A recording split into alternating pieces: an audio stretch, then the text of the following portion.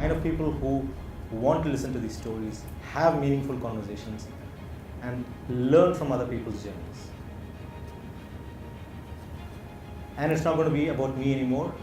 It's going to be about the guest and how they have traversed through life, how they have learned, and what they discovered along the way. I thank everyone who's here. And the awesome thing, or like the most fascinating thing, is almost each one of the people that is here is from a different country. And like I met them through different stories and so on. Half of them actually joined me to Kenya. Mariam, Harsh, and Stefan in the back is someone that I met on New Year's in Kenya, just randomly, and I see him here today. I'm like,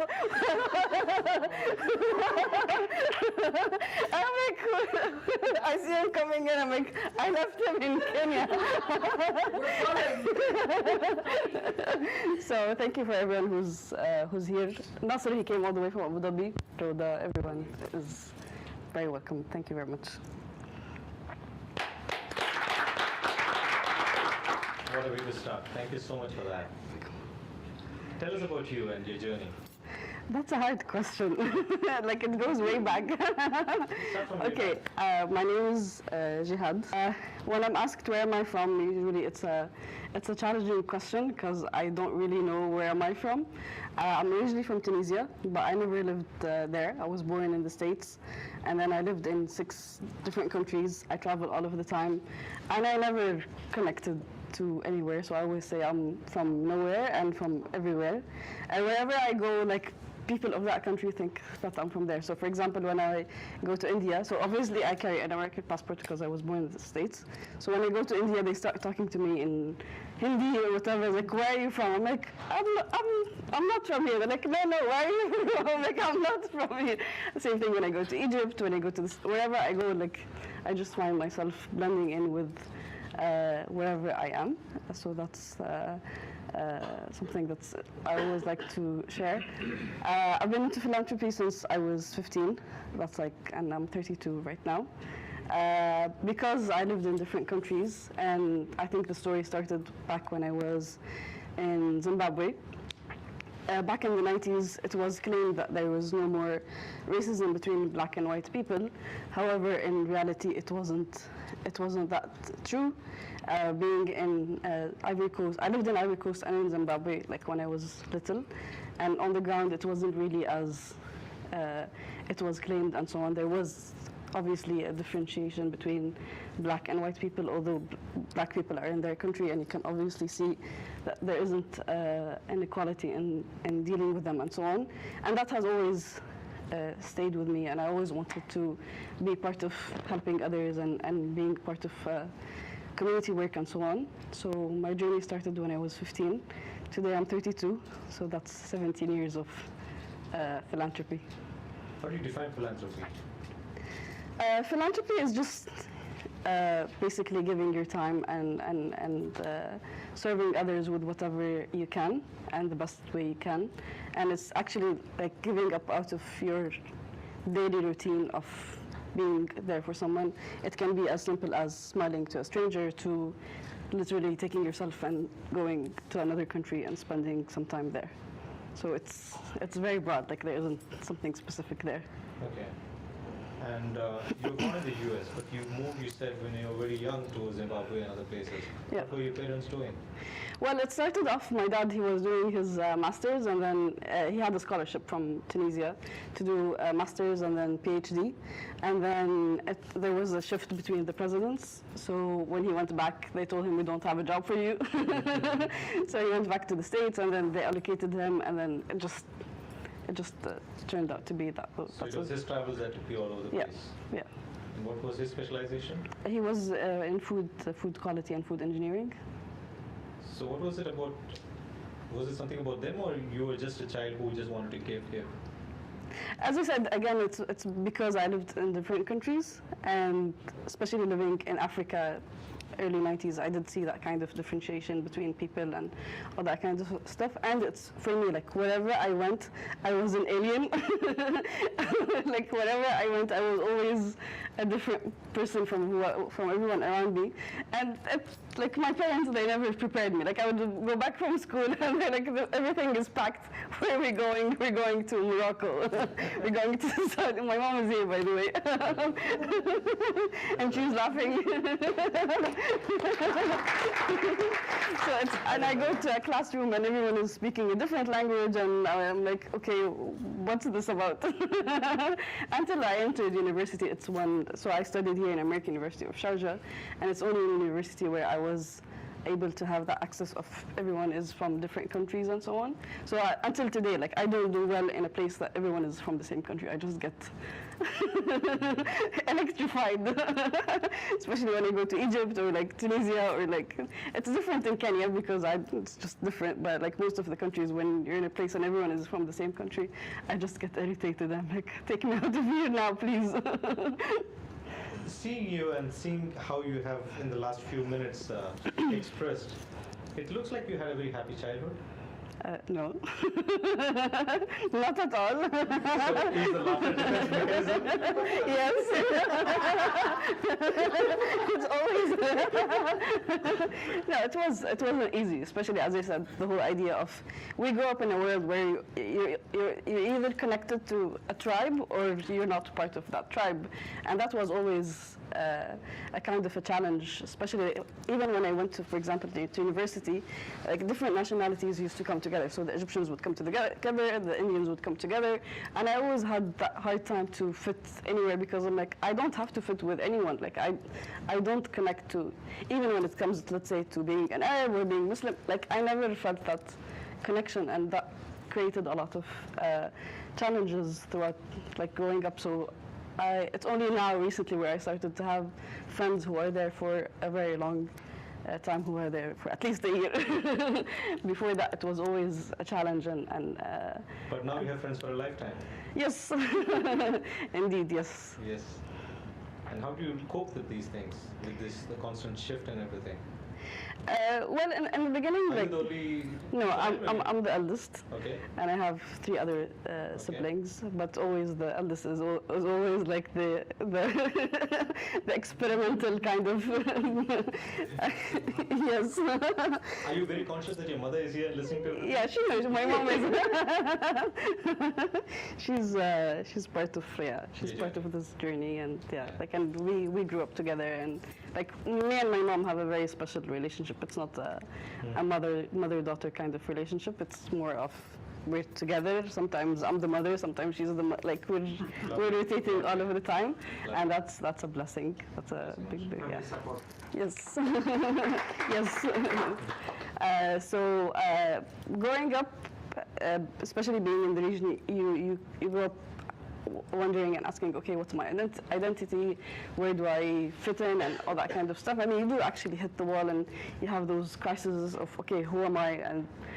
And all that kind of stuff. But then working in philanthropy and working with people on the ground and in different countries, you realize, and the more I traveled and the more I saw it, that I actually fit anywhere and everywhere I go. So we're higher than just those like blocks and packages that we are always tried to put in.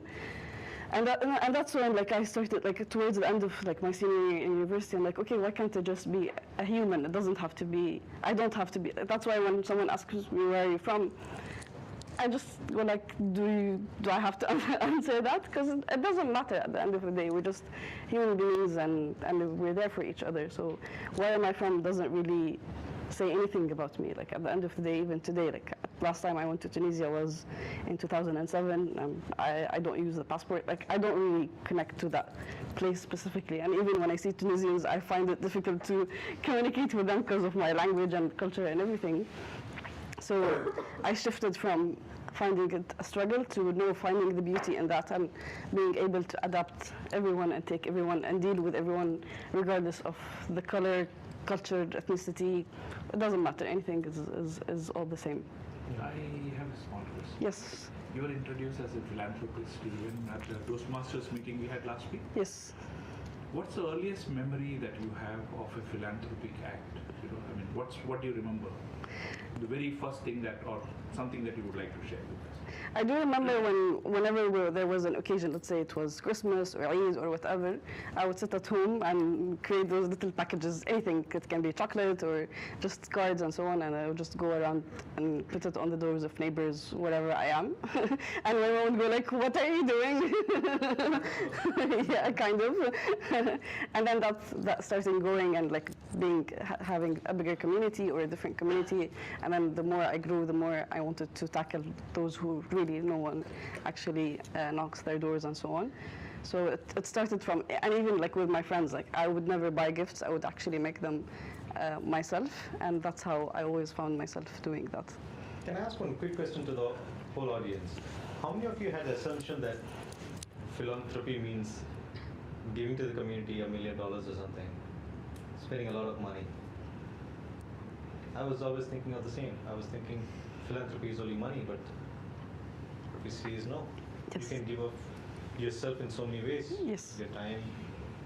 Yeah, your time, whenever I'm asked, or like people always, this is something that we kind of face all of the time, that people think that for them to give back to the community is through money, and then being in a society like Dubai or being in this culture, people think, okay, 10 dirhams is too little, then I'm not gonna give. Like it's either I give or I don't give.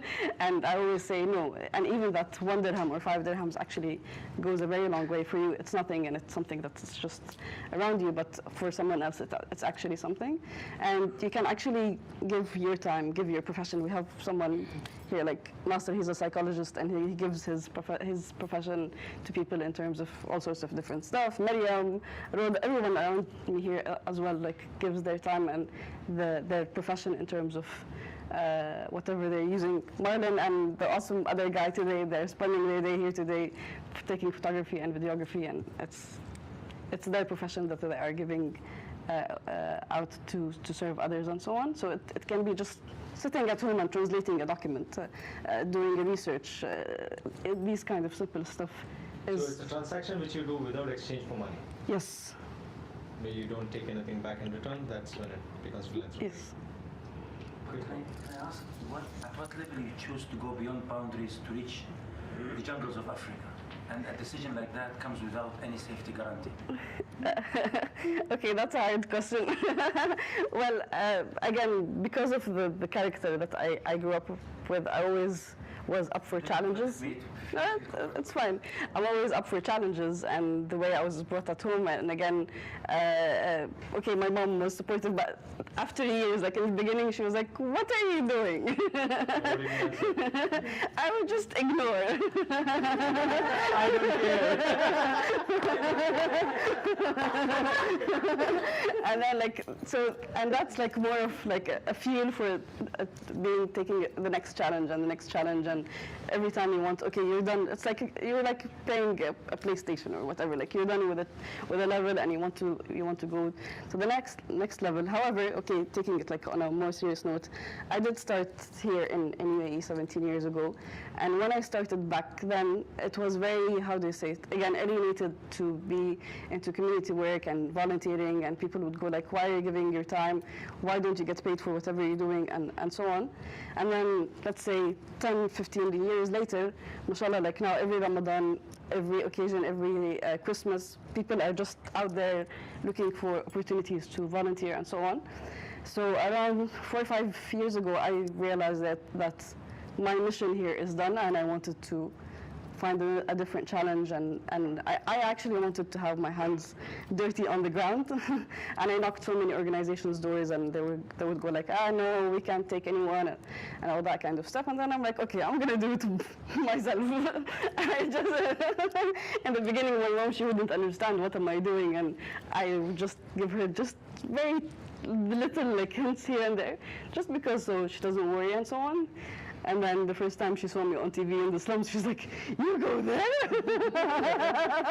I'm like, "Yeah." How do you define that thin line between being a helper and being a philanthropist? It's the same for me. It doesn't matter as long as you are. Like everybody wants to, like, you know, we help out other people. Yeah, it's just. And how do you, like, being a philanthropist, what it is like? For me, it's like it's a full-time job. Like, okay, I don't get paid. Like, I'm not paid for whatever I do. But for the last 2 years, 80% of my time, this is what I do. Like, I'm dedicated, and I travel. I travel. That's the $1 million question. Well, it has been a very challenging kind of journey, because it was for me, okay, what is it that I want, and what is it that I want to do? So sustainability was a bit of something that's on the side. I'm grateful that I live with my parents, so the basics are covered. My mom, whenever she can, she's like, okay, every time she gives me money, she goes like, this is the last time. She's been doing this for the last 10 years. And she's like, I'm not giving you anything anymore. Do you mean it? No, she doesn't mean it. 10 years. And on the other hand, I'm grateful that, like, I'm a freelance, so I'm a media person, so I work as production and stuff. The main thing for me is for me to be able to travel and go to Kenya or wherever and so on. So every couple of months I do a job where it covers the expenses of the trip and so on. I have a lot of friends and stuff who support and who have been like, who believe in what I do. So they go like, you do what you're good at, and we're here to support you since we can't go with you and travel with you and so on. But I did have to like dedicate a couple of years just to focus and build whatever I'm trying to build. And now, like, I'm shifting back again. Okay, how can I have myself sustained? And even like with the philanthropy work, so I have a registered foundation at the moment in Kenya. So I'm taking it more of as a social enterprise rather than just a charity organization which seeking funds and all that kind of stuff. Can you share a little bit more about the experience? Like, for example, what you said at the Toastmasters. I was very touched by what you shared over there that day. Okay. Could you just share? Okay, so why Kenya and how did it start and so on? So again, being in production and stuff, I was blessed that I was part of a show, one of the biggest shows here in the region, which was called Khawatir. So I was one of the producers of that show, and that show was mainly about traveling the world and covering positive initiatives and organizations throughout the world and all that kind of stuff. So I was part of this show for 6 years, and I always had that open resources to what people are doing on the ground and so on. I was inspired by that. And then on the last season, which was in 2014, 2015, I was part of the team that traveled the world, and the title of the season was basically humanitarian issues, 15 humanitarian disasters humanity, 15. What was the name? Anyways, 15 issues humanity is facing today. One of them was, let's say, refugees, slums, child abuse, child labor, you name it. And for slums, we filmed in Egypt, India, and in Kenya. Kenya, unfortunately, has 2 of the largest slums in the world. And in one of the visits, we visited an abandoned kids' place. I don't call it an orphanage because it wasn't an orphanage. So basically, the place was called Mukuru Futunaya, if my Swahili is right. So basically, this is the place, and this was sewage. And there were like little stones that we had to tiptoe on to reach the place. So Futunaya means follow my steps. And we would be slipping, and the kids are on the other stand. They're just giggling at us, and they're like, "Sorry, this is Kenya." Like, they were just making fun of us and so on. So we go inside. The place, as I said, wasn't really like it.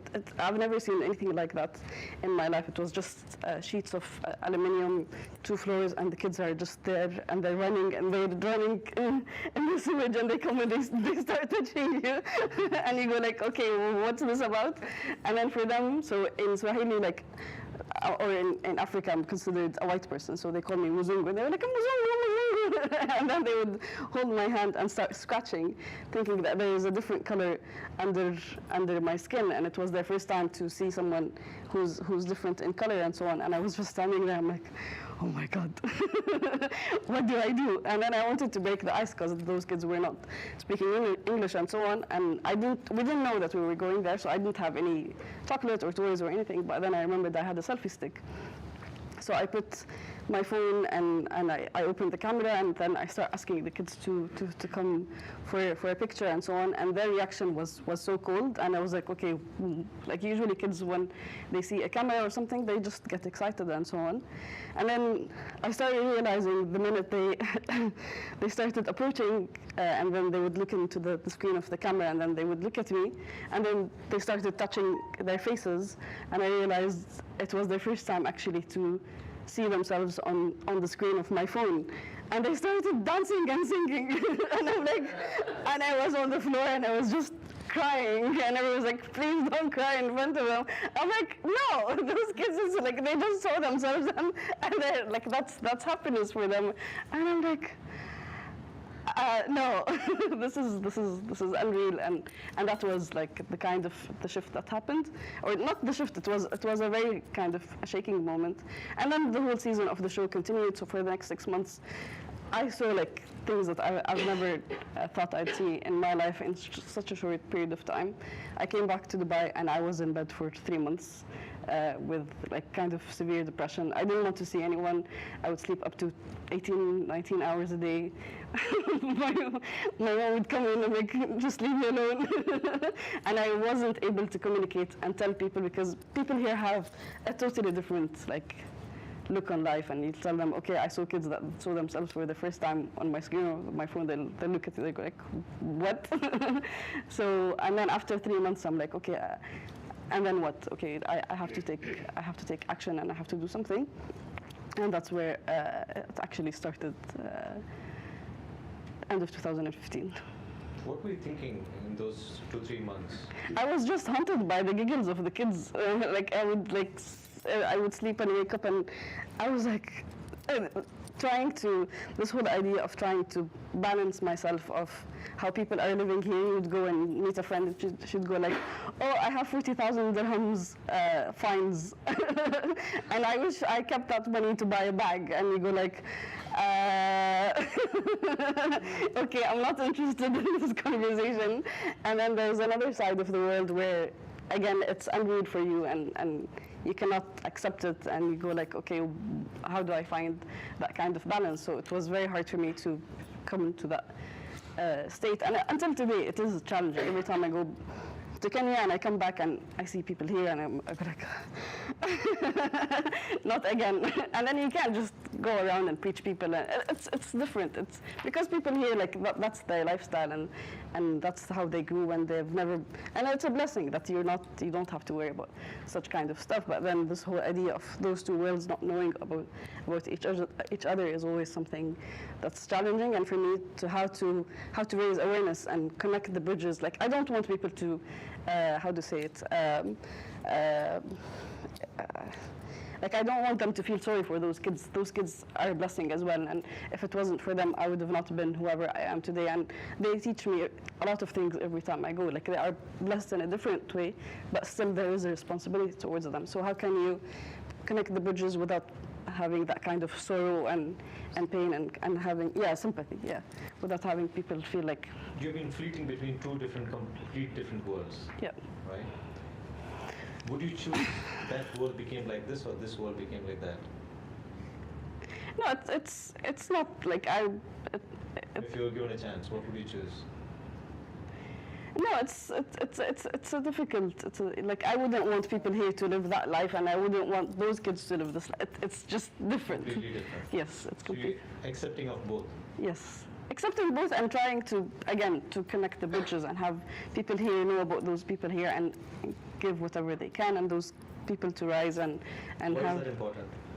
Because we live in a one place, and we're here together, and we're all connected, and even if it wasn't on the physical level, it's on the, like we are just one at the end of the day. Like wherever we go and wherever we move, we're one. Like I am Maryam, I'm Ahmed, like we're just, and we live our life in different patterns and dimensions all of the time. True. But raising awareness, what does it do eventually? Raising awareness is, at the end of the day, like if those people don't, like if you don't provide healthcare and education and shelter for those people, they end up being violent. Like we end up having more violence, we have more pain, more diseases, all that kind of stuff. So we are again, we're sharing one place. So we don't rise on our own. We rise together, and we are here to. I cannot move forward if I leave people behind, and it's the same thing. Like it's a rotation, and we are here to rise together, not one on the cost of the others. You have set up a foundation in Kenya, and things are going over there. In your absence, do you have a team over there? My partner, she's based there. Okay. Yeah. She's from? She's Kenyan. Okay. Yeah. And what are the activities that you're doing mostly over there? So basically, the focus is on two main things. We're working with 5 different orphanages. 2 or 3 of them are in slums with a total of 600 Just a while kids. back you said you don't call them orphanages. Why? No, I said the place that I visited. one. Yeah, I don't call it an orphanage because it was nothing but it's like there's no name for that space from how terrible it was, and we usually call those homes. Like we call them homes rather than orphanage. So 5 different homes with a total of 600 kids, and recently we started a project. These are kids who have parents or don't have parents? It's a mix. It's a mix. It's like there are orphaned and abandoned kids. So Okay. there are different stories, and some of them actually they have both parents, and like it's such different Okay. stories. So the focus has been on kids throughout the years, and then now it's those kids. And we also work with ladies who have been into prostitution since as young as 8 and 9 years old because of poverty and because of losing their parents and all that kind of stuff. We started this project last April. We started with 10 ladies, so we take them through a rehab program. And then after that, we kind of try to teach them on how can they be their own business or money providers and all that kind of stuff. So in June, 3 of them actually stopped prostitution, and by December, we met them, all of them actually stopped prostitution. How did you manage to do it? Again, as I said, it was through the rehab program. So through the rehab. So again, those ladies are ladies who never had the chance for someone to come and put their hand on their shoulders and deal with them as normal. But even in that society, they know that it is wrong. Who knows that it's wrong? The people who are doing it. She's a girl who starts doing prostitution at the age of 8 or 9. She doesn't know, like she's living for survival, and unfortunately, men make use of that, where they provide them, or they exchange, they offer them food and shelter in exchange of sex. The map of the world. Yeah. So and once a girl or a lady is in that box, it is kind of impossible, or it's very hard to let go, because the first thing that you lose is self-confidence and self-worth and all that kind of stuff. So when I met those ladies the first time, they had no self-confidence, and they did not believe that they are worth anything else but this, and that they'll live like this for forever. As we go, we started assisting them the best way we can, and so on. So now the project shifted into kind of leading them into micro lending. So one of them, we actually this December we provided her with a coffee dispenser or tea dispenser. In Kenya, they drink tea more than anything else. They don't drink water. They drink tea all of the time. So we provided her with a dispenser in order to be able to sell tea on the streets. So that's an experiment that we're looking into. Someone else, she's into trading and so on. So every trip I go, I take clothes with me, so she sells it. And like the first time, it was a box of clothes, and she sends me a message. She's like, I managed to pay my daughter's school fees with that. Thank you. With that money. Thank you. So as we go, we're growing together, and we're trying to assist them the best way possible. We have a WhatsApp group. If anyone has a problem at any time, like it's easy. Like we're there for them. So it has been a blessing. I just want to touch, like, for example, what Hisham was speaking a few minutes ago. He was talking about how we go through education and we just see the short-term things. We don't see the Yeah. long-term. We don't see the big picture. So with these ladies, we do the rehabilitation. Yeah. What is the big picture that you show them, or you just tell them just look one day at a time, or you tell them this is where you want to see you going, and these are the baby steps that you can take towards that. We deal with things in a different way. It's more of a flow. So and we and everyone that knows me here like knows how we kind of work. We work with like we trust each other, Yeah. and there's this just flow that you just go and you believe in a process that it's just there, and it's inside. It's for me. It's an instinct that, or like I just wake up and I ask a question and the answer is there, and I just follow it. And I've been blessed that most of the time and most of my years, whoever decides to join trusts and believes, and it just flows. So it's the same with the ladies. Like they were, even when I met them the first time, I'm like, I have no promises. I can't guarantee anything. But my only thing is, I'm gonna do whatever I can to help you ladies, but nothing is guaranteed. And it just flew. It just like Can came you share together. some success stories? As I said, like just the fact that, so we started the project, the rehabilitation, I met them in April, and we Taking somebody's names and as I said, so for example, Alice is the eldest one of them. She's 35. She has 4 kids. she knows who the fathers are? No, She doesn't. no, they don't know who are the fathers. Unless, like they don't know who's the father. And like usually there are different parents for different kids and so on. So Alice is 35. And when we met her, she was already in that edge where she's fed up with this. She's been doing it for 20 years. She started when she was 15. And she was like just fed up, and she wants an exit for this. And her kids are not young. Like the eldest is 15, so for her it was like it's time to get something else, and she wasn't sure what is it. So through the rehab program, she's the one who was provided with the tea dispenser, and just Maryam was. You were there in the room when we gave it to her, yeah. Her face was like she was just her face just transformed, and she was just looking at us, and she was just speechless for the next hour, and she just came and she started hugging us and so on. So that, like, I can't get over like the transformation that took place on her face. And at the end of the day, the dispenser didn't cost us much. Like it was like $280 or something like that.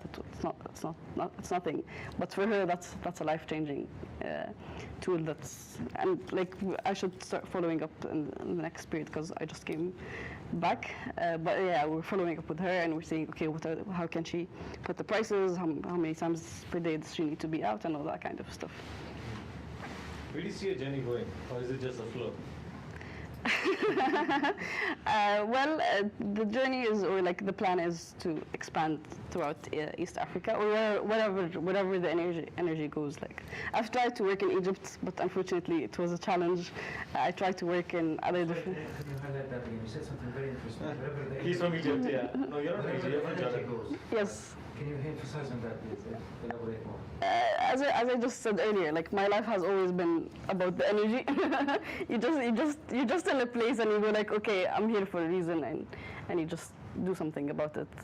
It's up to you to like we receive messages and receive hints all of the time, and it's just us who decide to take that in or leave it. So the energy took me to Kenya. I tried in Egypt, it didn't work. I tried somewhere else, it didn't work. I tried Nepal, it didn't work. We're trying India next, hopefully it works. When you say it didn't work, what do you mean? You face a lot of challenges, and you face a lot, like it depends, every time it's different. For example, with Nepal, whoever I try to contact, it just doesn't go through. It's more like they don't want you to come in and do anything. No, each country has a different story. It So happened by chance to go to Kenya, but if you have the option to choose which location you like to go, which country you'd like to go? it doesn't matter. Like as I said, like for me, it doesn't matter. Especially in this situation, you have so many refugees in Jordan and Syria and Lebanon. Again, it's the same thing. Like You pick any, yeah. somebody can ask why not the other one. I'm always asking the same questions, like why those people? I'm like, it doesn't matter. Like, okay, Why do you come back here? Why do I come back here for this beautiful lady? Why are you not joining her there? No, she can't. She's also No, like, yeah, the intention is there, but every time I show her pictures, she just starts crying. I'm like, come on, Mama, khalas. You're okay if I'm going to take you there. But yeah, so it's because of my all family. the countries that you work, where do you feel most appreciated for your work? By the government or the people, or I don't work with governments. I work with people directly. So where I mean is there is least interference, or it's pretty much like, yeah, I go to the local people, and like I go to like just to I go to villages and like places where no one actually like cares about them or asks about them, and so whatever which is your So far Kenya has been the easiest. Even Where's Kenya? I work between two different cities. I work between Nairobi and another place called Nakuru, which is 2.5 hours away from Nairobi, and it's something that I saw in Africa and I didn't see in other places, where whoever is there to help is very appreciated and highly, and like it's their role to protect you. So for example, we go to the slums and when the car is outside, the kids automatically just start standing there to make sure that the car is safe and so on. I didn't see that in other countries. I didn't face that in the other countries. Have you faced with let's say disappointed with the ungratefulness at the other receiving end? No. Be disappointed in that, and maybe in privileged world. Do you see the scope for your kind of philanthropy in a privileged Yeah, world? unfortunately, it's sad, but it's true. Like the least, I don't like to call them unprivileged. Like we're all unprivileged in a way or the other, and we are all privileged in a way or the other. Or let's say the financially challenged people, or yeah, the places that I work in. No, whatever chance is given, those people, they take it and they fly. Like they literally, for them, it's something that it might not come back again, and they literally hold it with their hands and teeth, as we say. And this whole appreciation of when are you coming? When are you coming? Like I have to make a trip every couple of months. Otherwise, my phone doesn't go on silent. Like they keep on calling, they keep on sending messages, and for them, it's just the whole idea of you appearing, even if I have nothing with me. It's just you going there and showing up is something that's very cherished and appreciated. I have a quick question. Yes. First of all, I want to thank you on behalf of us. No, thank you because of you. This is all of this. The betterment of humanity. Yes. But have you been recognized for any awards, or can you share us? Come on, that's your question. that's Harsha's question. Doesn't matter. It does. Because No, it doesn't. So much, and if it's not recognized. Yeah, but I'm not doing it for any recognition or for anyone to say anything. Or You know what I like about what you're doing, in the sense, we are all sometimes affected by things that we see, Yes. but you took action on it, And you have managed to bring a lot of people into the room today also. because of this. This is another beautiful soul who joined me. Yes, it is. He's our awesome dentist on this trip. Like, Karim is. How do you gather these people who magnetize towards your own cause? Again, it's the flow and the energy. I just Harsh, I just met him at a friend's place. Shwari, through Harsh. Mariam, I met her through Rhoda. Nasser, we went out with another friend who's been supporting me, and I'm like, okay, who's this guy? And then Kareem was through another group. Ahmed Ali was introduced But through. this is now. Has it always been like this? I mean, since you started. Yes. It has always been like that, since you just put the intention and it just works. Even in the funny thing is, or the interesting thing is, even with my career, it's been the same thing. Like I never applied for a job, I never applied for a project, and it just comes. And every time I'm traveling to Kenya or I'm traveling anywhere and I'm facing a bit of challenges financially and so on, literally I would put an intention at night and go like, can something please work? And I would wake up in the morning and I found it's not an opportunity, 2, 3, and it's up to me to take it or leave it or so on. Brilliant. Both of you use the word intention, and a lot of us would love to know if we want something to happen. How would you sort of just, if it's possible to briefly explain that intention? Okay. Both of you touched on it. Yeah. Yes. Yeah. Well, maybe intention for others, they call it a dream. I don't really believe in dreams and that kind of stuff. I believe that you want something, you set it up, you write it down on a piece of paper, you visualize it, or like, what is it? Like, okay, why do I want to do this? And where do I want to reach? Okay, I want to be rich. Why do you want to be rich? I want to have a Maserati. Okay, why do you want to, it's not just something that I'm just sitting there and I'm fantasizing something that I want it to happen. No, I put an intention. For example, my intention is to help or send kids to school and so on, and I have to align everything. You write it down? I have it here. Why? What's why? Why you want to send them to school? Because it's important to send them to school. If we don't send them to school, they're hanging there in the streets, and they are taken by drug dealers, prostitution, what is it called, dealers. They are if they are not educated, those people are just there in the streets, and they are used for violence and riots and all those negative stuff. Then what happens?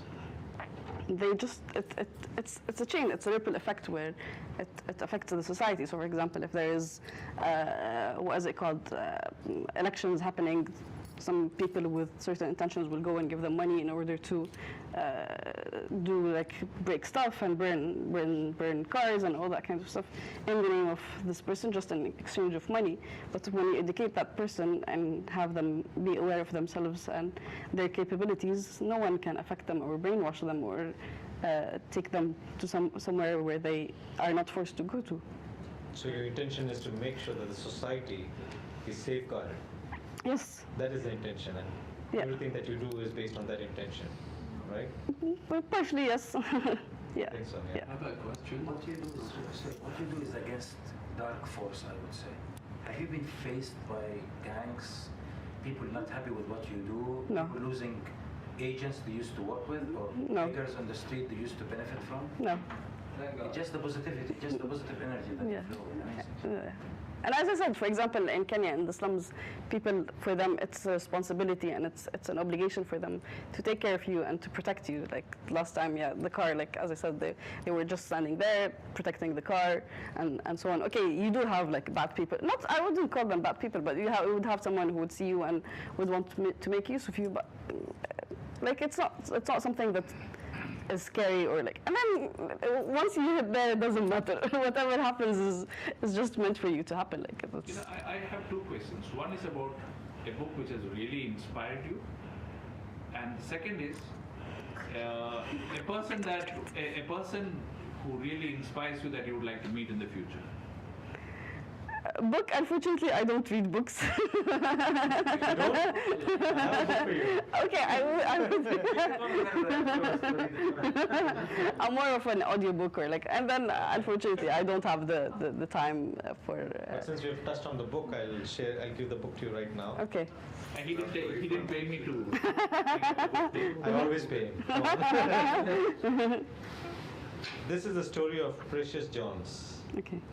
A 16-year-old illiterate black girl who has never been out of Harlem. She is pregnant by her own father for the second time and kicked out of school when that pregnancy becomes obvious. Placed in an alternative teaching program, she learns to read and write.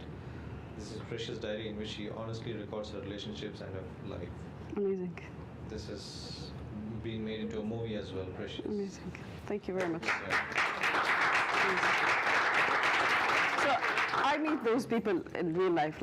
I work with girls who have been raped by their fathers, so for me those are the books that I read. Those are life stories that you see there and you learn from them all of the time.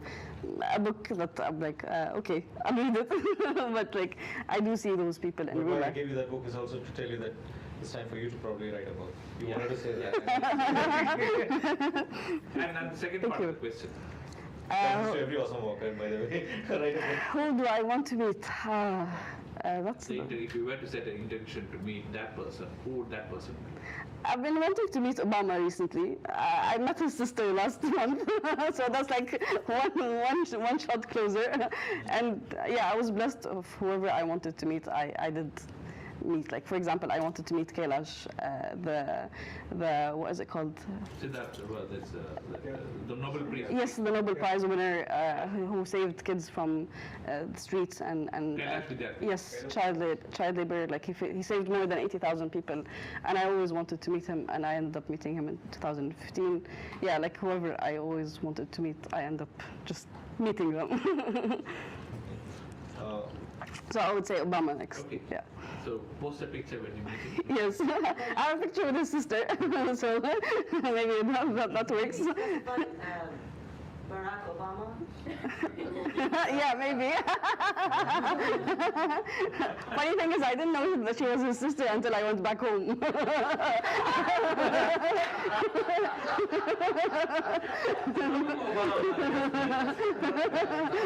You really wanted to rewind life at that point of time, right? I was like, oh my God. So it was interesting, yeah.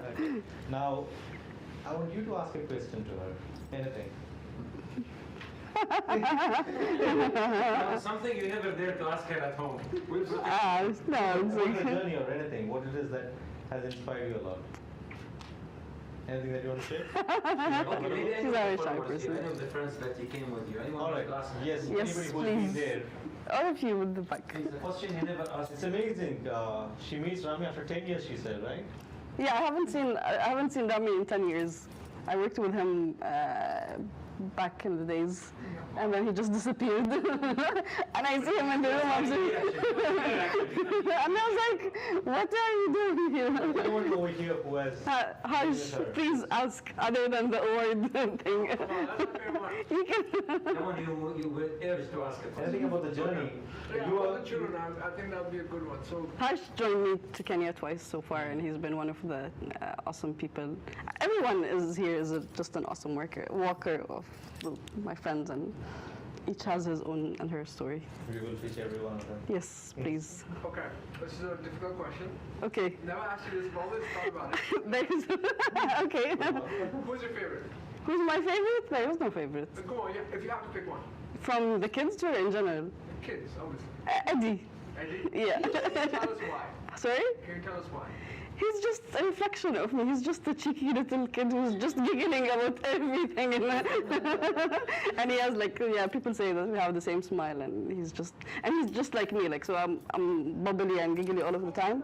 Yes, and he keeps on walking around saying, yeah, I love you too, I love you too. But then if I'm just irritated, I'm irritated for a few seconds, and I would sit in a corner, and then just come talk to me, and it's just gone. And he's exactly the same. So If somebody wanted to come on this trip or journey with you, would that be possible? it is possible, but I have to sit with the person and get to know them a bit better, and because You wouldn't go with the flow in that case. I've tried, but unfortunately it wasn't. While you have had, you would have had numerous occasions of self-satisfaction and all that, but I'm also sure you would have had many occasions of frustration. Yeah. What are the few things that frustrates you the most in this pursuit of? Well, number one, seeing people in the situations they are. Every time I go, there is pain, there is hurt. Seeing a girl who's 14 or 12 years old who's been raped by her father since she was 6, and she forms a sexually transmitted disease or what, and seeing her and seeing the pain and seeing the trauma, or having little kids. Just knowing their stories, someone who's a result of, again, sex between a father and a daughter, or what, every time this is very irritating, and it makes me angry every time I go. So the stories and the situations themselves, they always make me angry, and I try to be positive and say, okay, okay, what can I do about it, and so on. However, the other thing that is a bit frustrating or irritating all of the time is people who want to volunteer.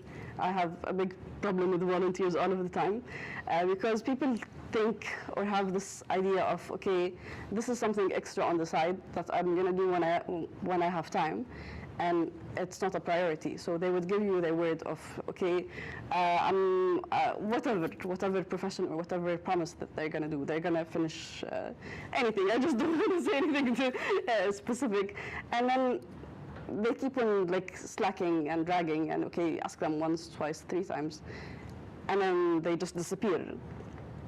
And you go okay, you wasted my time.